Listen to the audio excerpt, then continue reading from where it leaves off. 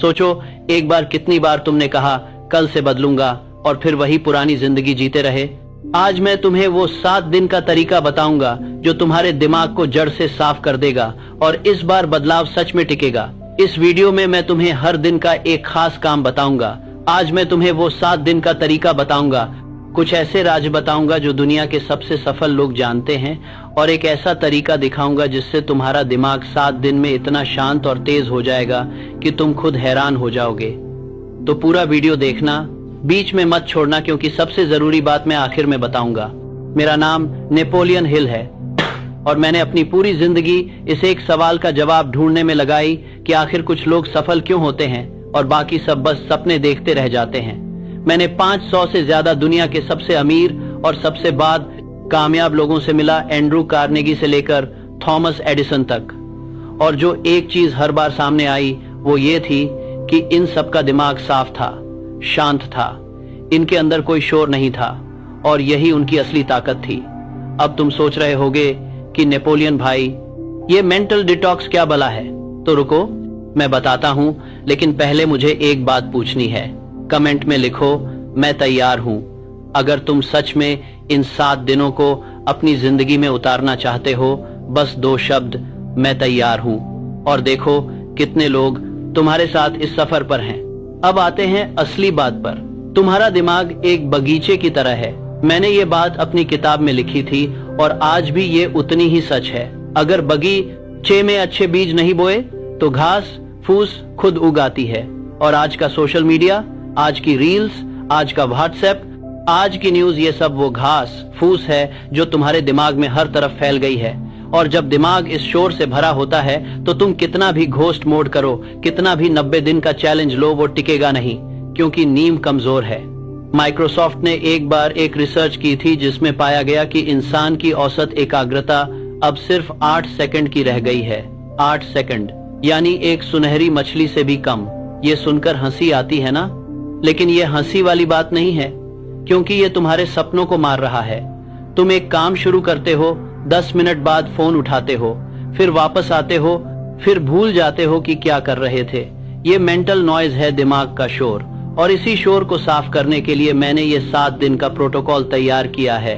तो चलो शुरू करते हैं पहले दिन से। पहला दिन, खामोशी की शक्ति। मैंने जब एंड्रू कार्नेगी से मिला था तो उन्होंने मुझसे एक बात कही जो मैं कभी नहीं भूला। उन्होंने कहा, नेपोलियन, जो आदमी खामोश रहना नहीं जानता वो कभी खुद को नहीं सुन सकता, और जब तुम खुद को नहीं सुन सकते तो तुम दुनिया की आवाजों में खो जाते हो। पहले दिन का काम बहुत आसान लगेगा, लेकिन करना बहुत मुश्किल होगा। पहले दिन तुम्हें सुबह उठकर पूरे 1 घंटे कोई फोन नहीं छूना, कोई मैसेज नहीं, कोई रील नहीं, कोई न्यूज नहीं, बस चुप, बस शांत। और इस 1 घंटे में तुम्हें एक काम करना है, बस बैठना है।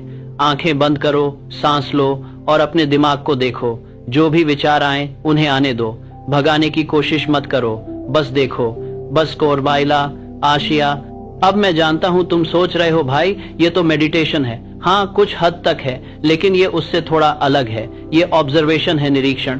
तुम अपने दूसरवेशन ऑप्शन जो दिमाग को ऑब्जर्व कर रहे हो, जैसे कोई डॉक्टर मरीज को देखता है। और जब तुम ऐसा करते हो तो तुम्हें पता चलता है कि तुम्हारे दिमाग में कितना शोर है, कितने अलग अलग विचार एक साथ चल रहे हैं। कल की चिंता, परसों का डर, पिछले महीने की कोई बात जो अभी भी मन में घूम रही है, ये सब मेंटल नॉइज है। और पहले दिन तुम बस इसे पहचानोगे। हार्वर्ड यूनिवर्सिटी की एक स्टडी कहती है कि जो लोग हर दिन कम से कम 20 मिनट की खामोशी में बिताते हैं, उनके दिमाग में नए न्यूरॉन्स बनते हैं। यानी दिमाग सचमुच बढ़ता है। और नए न्यूरॉन्स का मतलब है नई सोच, नई आदतें, नया इंसान। तो पहले दिन की बात याद रखो, 1 घंटा फोन बंद, बस शांत बैठो और अपने दिमाग को देखो। दूसरा दिन, डोपामीन का खेल। अब ये थोड़ा साइंस वाला हिस्सा है, लेकिन मैं इसे इतना आसान बनाऊंगा कि एक बच्चा भी समझ जाए। डोपामीन एक केमिकल है जो तुम्हारे दिमाग में बनता है जब कुछ अच्छा होता है, जब तुम कुछ खाते हो जो अच्छा लगता है, जब कोई तुम्हारी पोस्ट पर लाइक करता है, जब कोई तुम्हारी तारीफ करता है, तब डोपामीन निकलता है और दिमाग को ये बहुत पसंद है। अब प्रॉब्लम यह है कि सोशल मीडिया और रील्स ने तुम्हारे दिमाग को डोपामीन का आदी बना दिया है। हर 30 सेकंड में एक नई रील, हर 5 मिनट में एक नोटिफिकेशन, ये सब मिनी डोपामीन हिट्स हैं। और जब तुम्हारा दिमाग इन मिनी हिट्स का आदी हो जाता है तो वो किसी भी बड़े काम पर फोकस नहीं कर पाता, क्योंकि बड़े काम धीरे धीरे फल देते हैं और दिमाग को अभी चाहिए, अभी का डोपामीन। एक स्टैनफोर्ड रिसर्च में पाया गया कि जो लोग एक दिन भी सोशल मीडिया से दूर रहते हैं, उनका डोपामीन सिस्टम रीसेट होना शुरू हो जाता है। बस एक दिन, और दूसरे दिन का काम यही है, आज पूरा दिन सिर्फ आज कोई सोशल मीडिया नहीं, इंस्टाग्राम बंद, यूट्यूब बंद, फेसबुक बंद, ट्विटर बंद। अगर तुम्हें ये बहुत मुश्किल लग रहा है तो रुको, मैं तुम्हें एक ट्रिक बताता हूँ। अपने फोन में सोशल मीडिया की एप्स को एक फोल्डर में डालो और उस फोल्डर का नाम रखो जाल। बस इतना काफी है। जब भी तुम उस फोल्डर को खोलने जाओगे, वो नाम देखकर एक पल रुकोगे, और वो एक पल ही काफी होगा। इस दिन को डोपामीन फास्ट कहते हैं, और इस फास्ट के दौरान तुम्हें कुछ बहुत अजीब अनुभव होगा, तुम बोर हो जाओगे। और ये बोरियत बहुत जरूरी है, क्योंकि जब हम बोर होते हैं तभी हमारा दिमाग असली काम शुरू करता है। क्रिएटिविटी आती है, नए आइडिया आते हैं, असली विचार आते हैं। आइंस्टाइन ने अपने सबसे बड़े आइडिया तब सोचे जब वो बस खाली बैठे थे। न्यूटन को सेब तब गिरा जब वो बस आराम कर रहे थे। तुम्हारा दिमाग भी ऐसा ही है, उसे खाली समय दो, वो कमाल करेगा। तीसरा दिन, शरीर और दिमाग का रिश्ता। अब ये बात सुनो ध्यान से, तुम्हारा दिमाग तुम्हारे शरीर में रहता है, इतना सीधा सच है। और अगर शरीर ठीक नहीं है तो दिमाग भी ठीक नहीं रहेगा। तीसरे दिन का प्रोटोकॉल है चलना, बस चलना। कोई जिम नहीं, कोई भारी कसरत नहीं, बस 30 से 45 मिनट की चहलकदमी खुली हवा में। अगर हो सके तो किसी पार्क में या किसी ऐसी जगह जहां थोड़े पेड़ पौधे हों। और इस चहलकदमी के दौरान एक जरूरी नियम है, फोन जेब में रहेगा। कोई पॉडकास्ट नहीं, कोई गाना नहीं, कोई कॉल नहीं, बस तुम और तुम्हारी सांसें और आसपास की दुनिया। ये पागलपन की बात नहीं है, इसके पीछे ठोस विज्ञान है।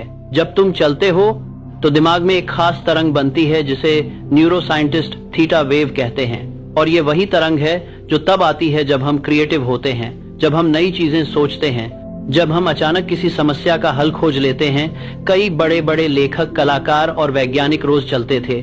चार्ल्स डार्विन रोज 3 बार चलते थे। स्टीव जॉब्स अपनी मीटिंग्स चलते चलते करते थे। तो तीसरे दिन का काम है 30 से 45 मिनट की खामोश चहलकदमी।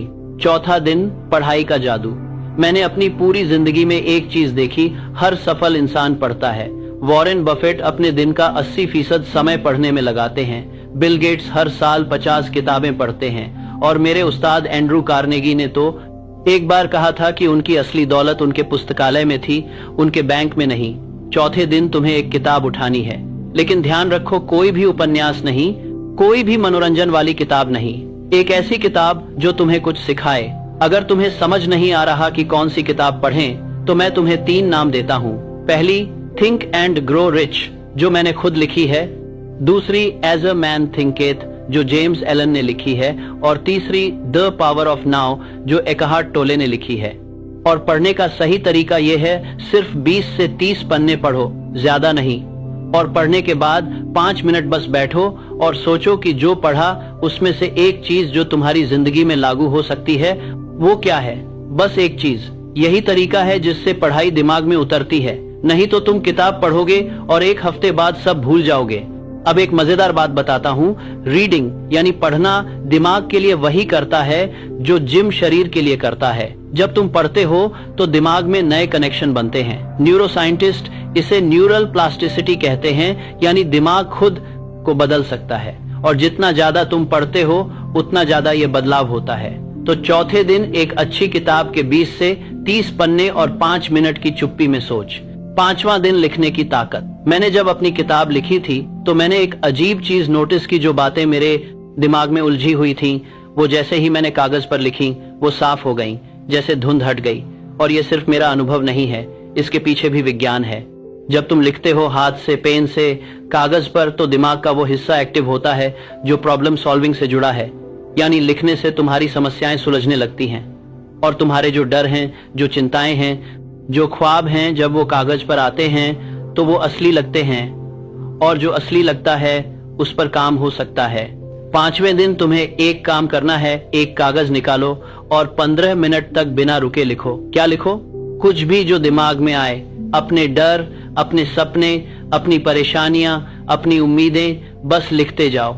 रुको मत, सोचो मत, बस लिखो। इसे फ्री राइटिंग कहते हैं। और जब तुम खत्म करो तो वो कागज पढ़ो। तुम्हें खुद हैरानी होगी कि तुम्हारे दिमाग में क्या क्या भरा पड़ा था। एक और काम, उसी कागज के दूसरी तरफ ये लिखो कि तुम 7 दिन बाद कैसा महसूस करना चाहते हो, कैसे बनना चाहते हो। अपने बारे में 3 ऐसी बातें लिखो जो तुम बनना चाहते हो, जैसे मैं फोकस्ड इंसान हूँ, मैं हर दिन कुछ नया सीखता हूँ, मैं अपने सपनों की तरफ बढ़ रहा हूँ। और इन्हें वर्तमान में लिखो, मैं हूँ, मैं करता हूँ, ना कि मैं बनूंगा, क्योंकि दिमाग वर्तमान की बात ज्यादा जल्दी मानता है। छठा दिन, असली आग। अब हम पहुंच रहे हैं उस जगह जहां से असली जादू होता है। मैंने अपनी पूरी जिंदगी में देखा कि जो लोग सच में सफल होते हैं वो सब किसी न किसी बड़े मकसद से जुड़े होते हैं। उन्हें पता होता है कि वो क्यों जी रहे हैं, वो क्यों मेहनत कर रहे हैं। और जब तक तुम्हें अपना क्यों नहीं पता, तुम किसी भी चैलेंज में टिक नहीं पाओगे। छठे दिन तुम्हें एक काम करना है, एक शांत जगह पर बैठो और खुद से पूछो कि मैं क्यों बदलना चाहता हूँ, और एक नहीं 10 जवाब लिखो। और फिर उन 10 में से सबसे गहरा, सबसे सच्चा, सबसे दिल वाला जवाब ढूंढो। वो तुम्हारी आग है, वो तुम्हारा असली कारण है। और जब भी तुम थको, जब भी मन करे छोड़ दो, जब भी घोस्ट मोड टूटने लगे, उस कागज को निकालो और अपनी आग याद करो। थॉमस एडिसन जब बल्ब बना रहे थे तो उन्होंने 999 बार कोशिश की और हर बार असफल रहे, लेकिन उन्होंने एक बार भी नहीं कहा कि मैं हार गया। उन्होंने कहा कि मैंने 999 तरीके ढूंढे जो काम नहीं करते। ये ताकत कहां से आती थी? उनकी आग से, उनके क्यों से। और तुम्हारी आग भी तुम्हारे अंदर है, तुम्हें बस उसे ढूंढना है। और एक बात, छठे दिन रात को सोने से पहले 15 मिनट बैठो और उन सब चीजों के बारे में सोचो जिनके लिए तुम शुक्रगुजार हो। ये कृतज्ञता का अभ्यास है और ये दिमाग को पॉजिटिव बनाने का सबसे आसान और सबसे ताकतवर तरीका है। जो दिमाग कृतज्ञ होता है वो डर से नहीं चलता, वो उम्मीद से चलता है। और उम्मीद वाला दिमाग कभी हार नहीं मानता। 7वां दिन, नई शुरुआत। हम पहुंच गए आखिरी दिन पर। और आखिरी दिन सबसे जरूरी है, क्योंकि यहाँ तुम जो फैसला लोगे वो तुम्हारी आगे की जिंदगी तय करेगा। 7वें दिन तुम्हें एक काम करना है, एक मॉर्निंग रूटीन बनाना, अपना खुद का, जो तुम पर फिट हो, जो तुम्हारी जिंदगी के हिसाब से हो। मैं तुम्हें एक ढांचा देता हूँ। सुबह उठते ही 5 मिनट की खामोश बैठक, फिर 5 मिनट की लेखनी, अपने 3 लक्ष्य जो आज पूरे करने हैं, फिर 20 मिनट की चहलकदमी, फिर 15 मिनट पढ़ाई, और इसके बाद अपना काम शुरू करना बिना फोन छुए। पहला घंटा सिर्फ अपने सबसे जरूरी काम के लिए, और फिर जो चाहो करो।